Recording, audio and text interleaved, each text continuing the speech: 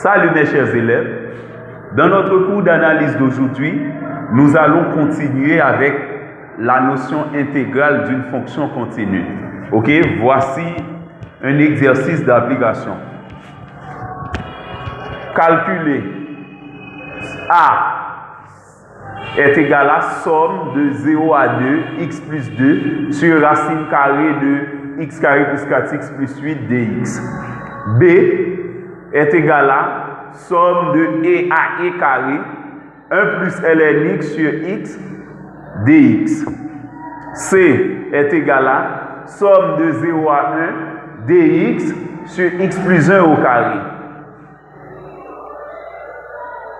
D, somme de D est égal à somme de ln2 à ln6 exponentielle x sur exponentielle x plus 2 dx.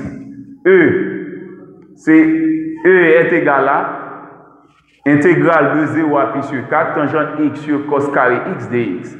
F est égal à intégrale de 1 à 5 dx sur 1 moins 2x. Ok, donc, comme on l'avait bien expliqué dans le cours précédent, lorsqu'on calcule l'intégrale d'une fonction continue, il faut toujours prendre le soin d'abord de déterminer une primitive de la fonction donnée et ensuite mettre cette primitive comprise entre A et B.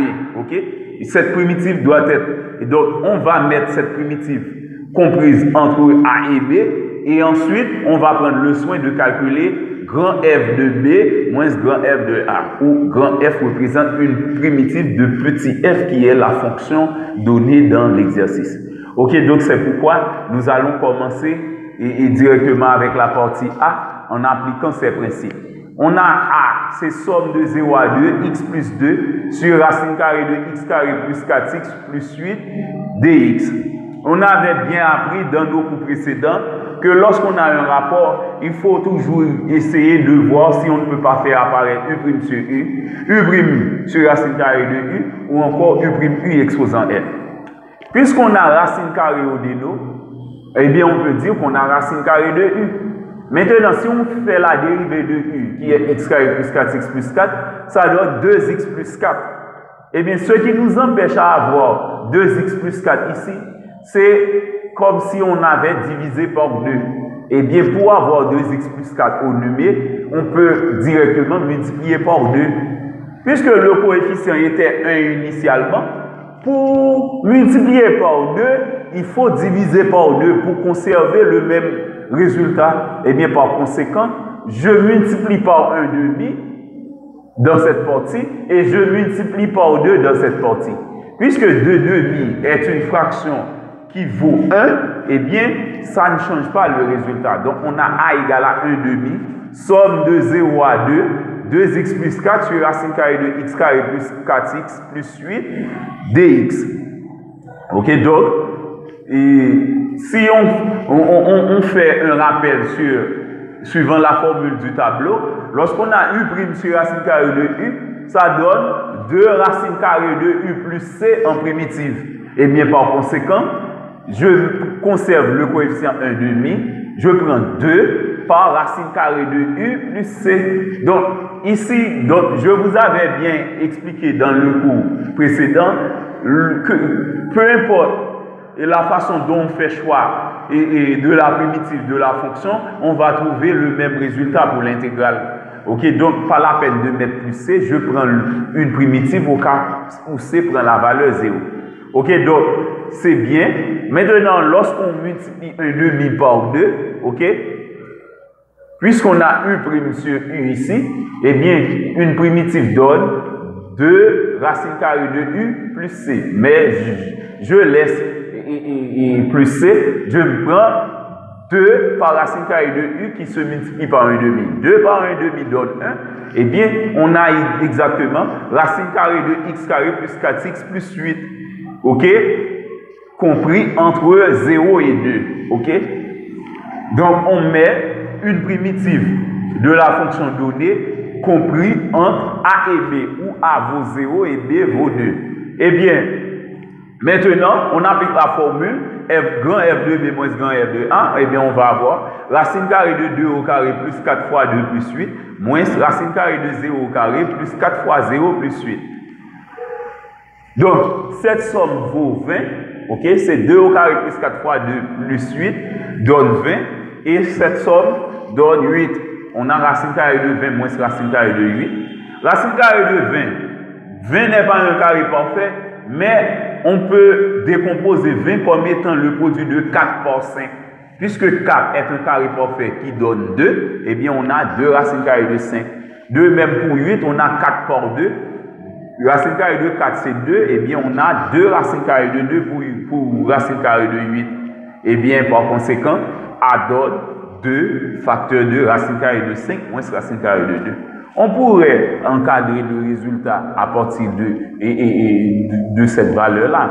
Mais en mathématiques, lorsqu'on peut donner beaucoup plus de précision, on peut le faire. Ok, donc toutes les précisions sont importantes en mathématiques. On continue avec la partie B. La partie B, c'est intégrale de EAE carré 1 plus ln x sur x dx.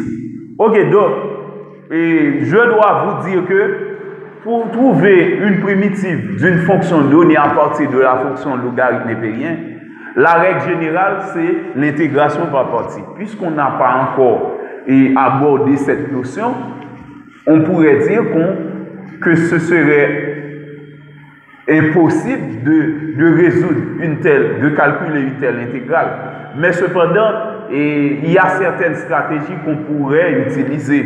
Et d'ailleurs, suivant la pédagogie, si on met cet exercice-là avant l'intégration par partie, cela veut dire qu'il y a une façon dont on pourrait le faire. Eh bien, ce que je fais, puisque c'est un rapport, je décompose le rapport. C'était une fraction. Je décompose la fraction comme étant la somme de 2 fractions partielles. Ça nous donne 1 sur x plus ln x sur x. Ok, 1 sur x plus ln x sur x n'est autre que 1 sur x plus 1 sur x par ln x. Ln x sur x n'est autre que 1 sur x par ln x. On a appris, suivant les formules du tableau, le tableau des primitives, on a appris que 1 sur x a pour primitive ln valeur absolue de x. Parce que u' sur u a pour primitive ln valeur absolue de u plus c. Eh bien, puisqu'on a 1 sur x, une primitive de 1 sur x, c'est ln valeur absolue de x plus c. Comme pour u' sur u, c'est ln valeur absolue de u plus c. Et ici, puisque la dérivée de ln x, c'est 1 sur x, eh bien, 1 sur x par ln x n'est autre que u' exposant n. Eh bien, suivant le tableau des primitives, u' exposant n a pour primitive u exposant n plus 1 sur n plus 1 plus c. Eh bien, alors on fait appliquer cette formule et ces deux formules-là pour 1 sur x. Une primitive, c'est ln valeur absolue de x. Mais ici, je ne mets pas valeur absolue de x. Pourquoi? Parce que sur AB, on a déjà ln x. Puisqu'on a ln x sur AB, c'est sûr que on n'a pas besoin de mettre valeur absolue de x ici. Ok? Parce qu'on a déjà ln x sur EAE carré. Donc, c'est sûr que ça ne va pas créer beaucoup de problèmes. Je mets ln x plus ln x au carré sur 2. Ok? Compris en EAE carré. Je prends ln x au carré sur 2. Pourquoi? Parce que on a u' exposant n. Ici, n vaut 1, parce que la puissance de u, c'est 1. Eh bien, on doit avoir, suivant la formule, puisque c'est ln x qui est u, on doit avoir ln x exposant n plus 1 sur n plus 1. Puisque n vaut 1, n plus 1 vaut 2, eh bien, on a ln x exposant 2 sur 2. La formule nous dit n plus 1. Puisque n vaut 1, eh bien, on a ln x exposant 2 sur 2. Voilà. Eh bien, ça, c'est une primitive de la fonction donnée. Maintenant, cette primitive est comprise entre e et e carré. Nous allons prendre le soin de remplacer x par e carré d'une part, moins, ensuite remplacer x par e. Ok? Donc, la règle, c'est f de b moins f de a. D'une part, je remplace x par e carré et d'autre part par e. Maintenant, on effectue les calculs. Nous avons appris, lorsqu'on a ln ln exponentielle x, pour tout réel x, ça donne x. Donc, ln exponentielle 2, c'est 2. Eh bien, on a 2 plus 2 au carré sur 2. Donc, cette partie vaut 2 qui est au carré sur 2. Et ln e, c'est 1. On a 1 plus 1 au carré sur 2. Maintenant, 2 au carré vaut 4. 4 sur 2, ça donne 2. On a 2 plus 2 moins 1. On fait entrer le signe moins. Moins 1. Moins 1 au carré, c'est 1. Eh bien, moins 1 demi. OK? C'est 2 plus 2 moins 1 moins 1 demi. 2 plus 2 donne 4. 4 moins 1, 3. On a 3 moins 1 demi. En faisant le dénominateur commun, ça donne 2 fois 3, 6. 6 moins 1, 5. Donc, B donne 5 demi. Maintenant, pour la partie C, c'est somme de 0 à 1 dx sur x plus 1 au carré. Ok, lorsqu'on met directement dx désigne la dérivée de x, et bien dx vaut 1. Puisque en mathématiques, le coefficient 1 ne s'écrit pas, et bien on met dx directement. Mais cela veut dire que le numérateur de cette fonction, c'est 1 que ça donne. Eh bien, on fait, puisque on n'a pas ici, c'est un rapport, on n'a pas u' sur u, et on a non plus u' sur racine carrée de u, eh bien, on fait apparaître de préférence u' exposant n. On fait monter x plus 1 au carré au numé. Lorsqu'on fait monter x plus 1 au carré au numé, ça donne x plus 1 exposant moins 2. Ok? Vous voyez? Donc, on a u'. Donc, le 1 qui était sous-entendu, c'est u' par x plus 1 exposant moins 2. Parce qu'on monte x plus 1 au numé, ça devient exposant moins 2. À présent, on a u' exposant n. Eh bien, suivant la formule u' exposant n, a pour primitive, c'est u exposant n plus 1 sur n plus 1 plus c. Eh bien, on fait choix d'une primitive. Eh bien, on dit c'est u qui est x plus 1 exposant n plus 1 qui donne moins 2 plus 1 sur moins 2 plus 1 plus c. Donc, je prends le cas où c prend la valeur 0. C'est une primitive. Ok, cette primitive est comprise entre 0 et 1. Maintenant, on fait la réduction. Moins 2 plus 1 n'est autre que moins 1. On a x plus 1 exposant moins 1 sur moins 1 compris entre 0 et 1. Maintenant, x plus 1 exposant moins 1 n'est autre que 1 sur x plus 1. Et puisqu'on a moins 1 au déno, moins 1 au déno se traduit par le signe moins directement. Donc, on aurait pour cette partie 1 sur x plus 1, mais avec moins 1, ça nous donne moins 1 sur x plus 1, compris entre 0 et 1. Maintenant, nous allons appliquer la formule f de b grand f de b moins grand f de a. Et bien, ça nous donne moins 1 sur 1 plus 1, en remplaçant x par 1, moins. Maintenant, on remplace x par 0, qui est a.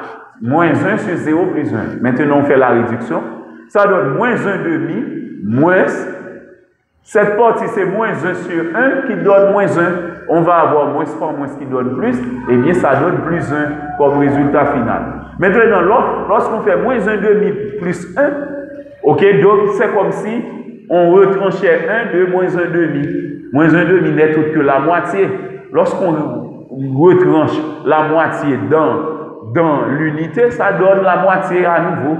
Donc, sans perdre de temps, je mets c égale à 1 demi. Ok? Vous pouvez trouver le même résultat en faisant le déno commun. 2 par 1, 2, 2 moins 1, 1. Ça donne 1 sur 2. On conserve le déno 2. Ok? Donc, voilà. C'était tout pour la partie C. Maintenant, on va continuer avec la partie D. La partie D concerne l'intégrale de ln2 à ln6 exponentielle x sur exponentielle x plus 2 de x. Donc ici, on n'a pas besoin d'effectuer trop et de faire trop de démarches parce que cette fonction-là se repose d'ores et déjà sur la forme u' sur u. Puisque la dérivée du déno c'est exponentielle x, on a u' sur u. Sans perdre de temps, je prends ln, valeur absolue de u plus c, où u représente le déno. Ok? Je prends ln, valeur absolue de u plus c. Donc, on pourrait prendre ln exponentielle x plus 2 sans la valeur absolue, parce que c'est sûr que exponentielle x plus 2 va être toujours strictement positif. Ok? Mais cependant, puisque on va effectuer des calculs, eh bien, on peut prendre ça avec la valeur absolue. Parce que c'est la formule générale, on va quand même aboutir au bon résultat. La simplification va s'effectuer, va être effectuée dans les démarches. Eh bien, voilà, je mets ln valeur absolue de i et ln valeur absolue de exponentielle x plus 2 compris entre ln2 et ln6. Maintenant, on remplace x par ln6, d'autre part par ln2. f de b moins f de a. Maintenant, on a ln valeur absolue de x pour ln6 plus 2 moins ln valeur absolue de x pour ln2 plus 2. X pour ln6 donne 6, x pour ln2 donne 2. Donc, on a d est égal à ln valeur absolue de 8. Puisque 8 est strictement positif, valeur absolue de 8 donne 8, ça donne ln 8. Moins ln valeur absolue de 4. 4 est strictement positif, valeur absolue de 4 donne 4. On a ln 8 moins ln 4. Et nous avons appris également cette propriété. ln A moins ln B, c'est ln A sur B, où A et B sont strictement positifs. Et bien par conséquent, D donne ln 8K. ln 8K n'est autre que ln 2. Ok, voilà. Et donc, on trouve D est égal à ln2. OK? Donc, ça, c'est le résultat la plus simple. Et c'est le résultat le plus simple. OK? Pour l'intégrale C. Pour l'intégrale D, disons. OK? C'est le résultat la plus simple pour l'intégrale D. C'est le résultat le plus simple pour l'intégrale D. OK? Ok, maintenant on continue avec la partie E. La partie E concerne somme de 0 à pi sur 4, tangente x sur cos carré x dx. Ok, donc c'est encore un rapport. Nous avons appris, lorsqu'on a un rapport, si on ne peut pas faire apparaître U' sur U, donc avec U' sur U, la dérivée de cos carré x devrait être tangente x. C'est faux, eh bien, on n'a pas U' sur U. Il faut voir si on n'a pas U' sur racine carrée de U, non plus. Eh bien, voilà, nous allons prendre le soin pédagogiquement de voir si on ne peut pas faire apparaître U' exposant n. Tangente x, le coefficient de tangente x, c'est 1. Eh bien, on a 1 sur cos carré x par tangente x. Une nouvelle présentation de la fonction donnée ici pourrait être 1 sur cos carré x par tangente x dx. Ok? Donc la fonction c'est 1 sur cos carré x par tangente x. Eh bien, puisque la dérivée de tangente x suivant le tableau des dérivées c'est 1 sur cos carré x, eh bien nous pouvons catégoriquement dire qu'on a U' exposant n. Et suivant la formule du tableau, U' exposant n admet pour primitive I exposant n plus 1 sur n plus 1 plus c. Et bien par conséquent, on peut dire que, puisque U c'est tangente x et n c'est l'exposant 1 pour tangente x, et bien U exposant n plus 1 c'est tangente x au carré ou encore tangente carré x sur n plus 1 qui vaut 2. Donc on a tangente carré x sur 2. Donc cette primitive est donc comprise entre A et B qui est 0 et pi sur 4. Ok? Entre 0 et pi sur 4. Maintenant, on fait f de b moins f de a. Ok? Donc la règle, donc lorsque je dis f ici, f c'est pas l'intégrale, mais c'est la formule que nous avons apprise dans le cours précédent. Donc la primitive qu'on a ici, dans la théorie, on l'appelait grand f de x. Maintenant, nous allons prendre le soin de prendre f de pi sur 4 moins f de 0. Mais cependant, c'est une formule et le nom f de la fonction n'est pas nécessaire. Peu importe le nom de la fonction, on pourrait dire, par exemple, si la fonction était g de pi sur 4 moins g de 0. Et bien par conséquent, on remplace x par pi sur 4 d'une part, moins x par 0 d'autre part.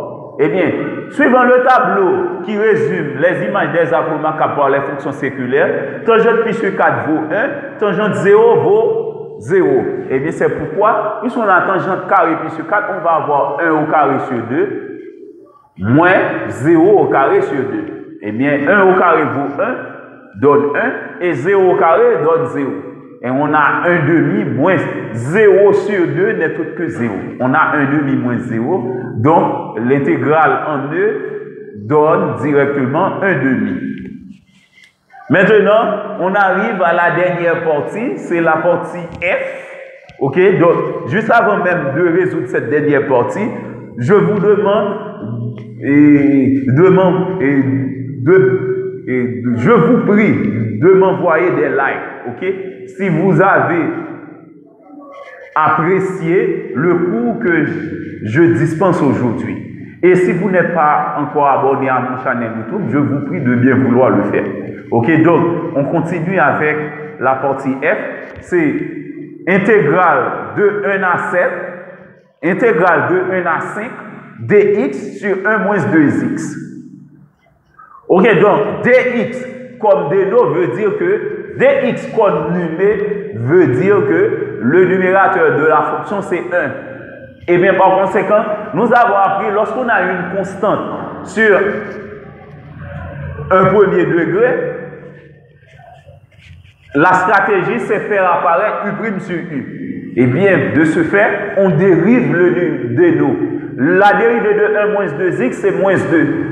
Puisque le numé était 1, eh bien nous allons faire de notre mieux de multiplier moins 2 par quelque chose pour trouver 1 comme résultat final. Eh bien, pourquoi doit-on multiplier moins 2 pour trouver 1? C'est par moins 1 demi. Moins 1 demi par moins 2 donne 1 sans doute. Eh bien, par conséquent, j'écris F sous cette forme. C'est F est égal à moins 1 demi, somme de 1 à 5, moins 2 sur 1 moins 2x dx. Ok, maintenant, on a la forme U' sur U. Suivant le tableau des primitives, nous venons d'utiliser cette formule-là dans les démarches précédentes. Eh bien, lorsqu'on avait U' sur U, la formule générale c'était ln valeur absolue de U plus C. Eh bien, voilà, U' sur U, c'est ln valeur absolue de U plus C. Eh bien, ici, U représente 1 moins 2x. Voilà, 1 moins 2x. Eh bien, l'ensemble des primitives, c'est ln. On conserve le coefficient moins 1 demi, c'est moins 1 demi par ln, valeur absolue du déno qui est U, plus C. Mais on ne prend pas l'ensemble, on prend une primitive. Nous prenons le cas où C prend la valeur 0. Ok, cette primitive est donc comprise entre 1 et 5. Ok, maintenant, d'une part, je remplace x par 5. En appliquant la règle des signes, moins, puisque dans la formule il y a moins. J'applique la formule moins par moins qui donne plus, 1 demi, et ensuite je remplace x par 1 d'autre part, ok? Suivant la formule. Et donc, d'une part, on prend la fonction, on calcule l'image de la primitive. L'image de b par la primitive, moins l'image de a par la primitive, ok? C'est ce qu'on fait ici. L'image de 5 par la primitive moins l'image de 1 par la primitive. Et maintenant, on fait la réduction. 1 moins 2 par 5, c'est 1 moins 10 qui donne moins 9. C'est moins 1 demi ln, valeur absolue de moins 9. Plus 1 demi, 1 moins 2 par 1, c'est 1 moins 2 qui donne moins 1. On a valeur absolue de moins 1. Maintenant, valeur absolue de moins 9 donne 9. Valeur absolue de moins 1 donne 1. On a moins 1 demi ln 9 plus 1 demi ln 1. Ok, donc on peut écrire plus simplement. Ok, si un élève encadre ce résultat, c'est quand même une bonne réponse.